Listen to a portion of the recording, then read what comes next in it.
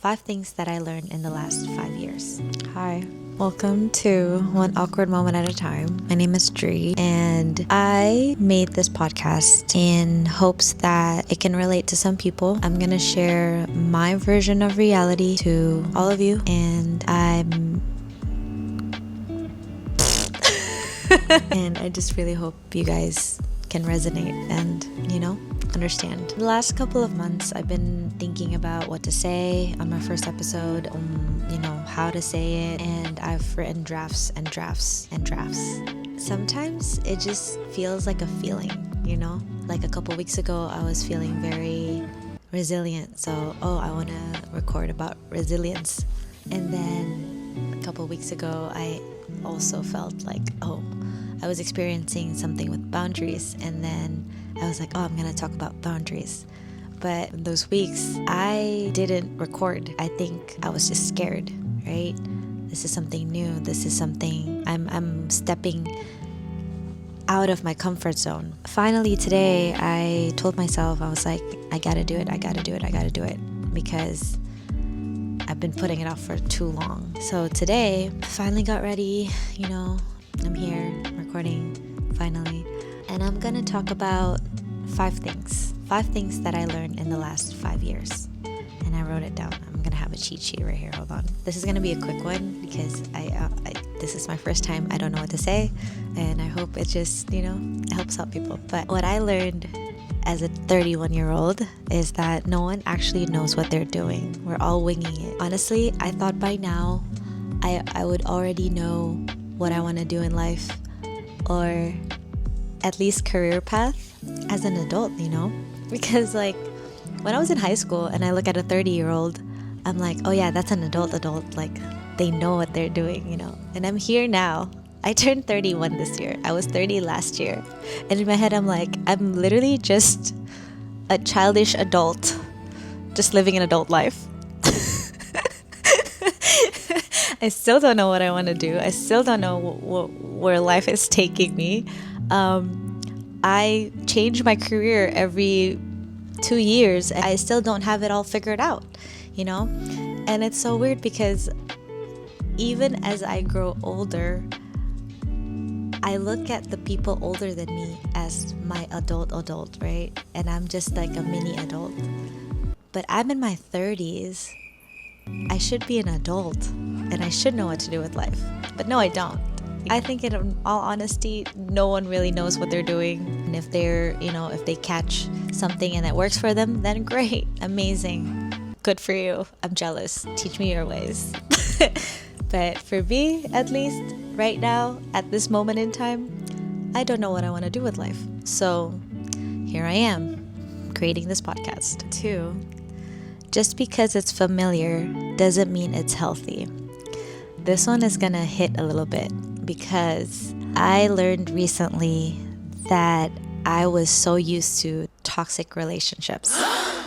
And I was so used to it that now that I'm in a healthy relationship, calm and peace is so foreign to me that I'm like, should I stir something? Should I do it? And I had to take a step back because I'm like, wait, what am I doing? Nothing's wrong. Nothing's wrong in my relationship. Why am I trying to stir shit up? Because it's not familiar to me. Peace and calm is new to me. So my body and my brain is like, go back to what you know, which is toxic behaviors. And no, just because it's familiar doesn't mean it's healthy. So I'm glad that in the past couple of months that I've, grown into this healthy relationship that I have now. Next one is boundaries are important. This is a big one. Boundaries are important, whether it's with your significant other, whether it's with family, whether it's with friends. What you can handle and putting it out there is so important because you're protecting yourself. I'm going to use an example of my work. My work can be stressful a lot of times. Lately, I've been feeling a lot burnt out. Not even a little, but a lot burnt out. have new projects going on. We have new departments, new people. We hired a lot more people, and I was in charge of a lot of different things. And then I had to tell my boss, I was like, hey, I'm at my limit. Please don't add anything to my task for this week. That is me creating boundary for myself, right? It's just as simple as letting your boss know, hey, I'm like overwhelmed. Like, don't add any more to me. That's creating boundaries. And even though the results wasn't as I expected, but I feel like you knowing when to create that boundary for yourself is good for you, you know? And that applies for a lot of different things. Applies for parents, applies for kids, applies for friendships, relationships, right? One thing that I recently experienced was, of course, with my work. So next, this one is for everybody in their early 20s. It's okay to put yourself first.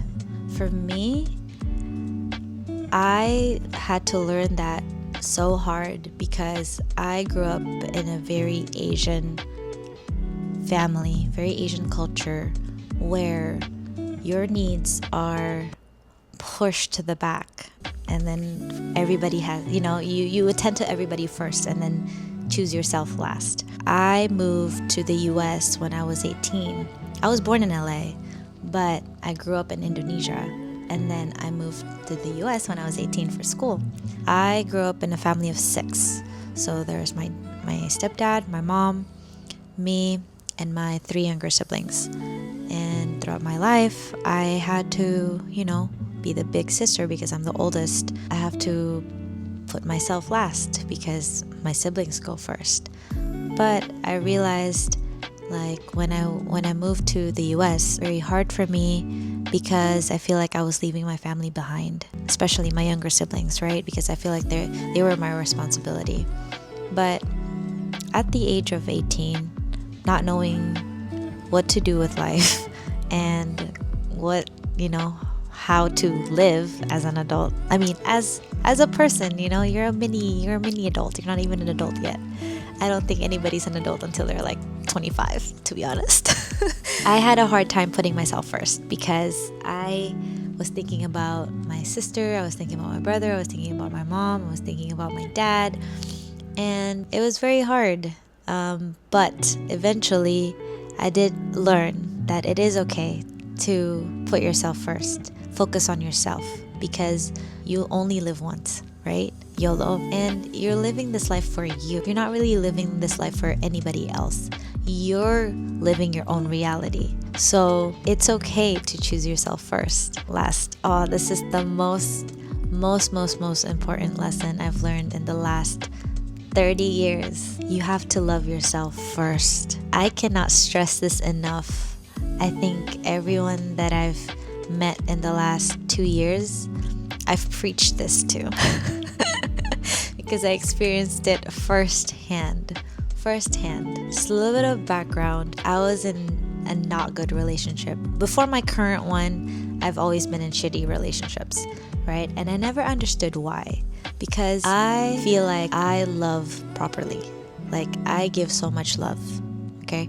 If anything, like, I'm confused at why people did the things that they did to me in the past. I don't know how long. After my last relationship, I was on a self-healing journey, right? I was on my self-love journey. Like, that year, I just learned how to be with myself, how to appreciate myself, how to love myself, how to respect myself, right? And at the end of that year, I was fully full. My cup was fully full. I made my cup full. And then everything else after that just adds to my cup. So my cup was never empty, or it was never below full, because it's always full and people are just adding it to it, right?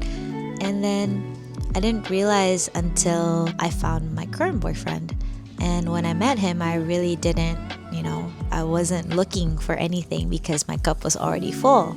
I was so in love with myself and being by myself that when I met him, I didn't really think much of it because it wasn't until a bit later that he's good for me. Bottom line, I cannot stress enough, you need to love yourself first, and I can definitely talk more about that in another episode. For the sake of this episode, those are the 5 things that I learned in the last couple years, and I hope that it resonates with some of you. And if you guys want me to talk more about these topics, these are the kind of topics that I want to talk about, feel free to leave a comment, let me know.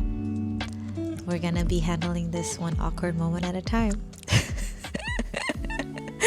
Yeah, guys, that's it. Bye.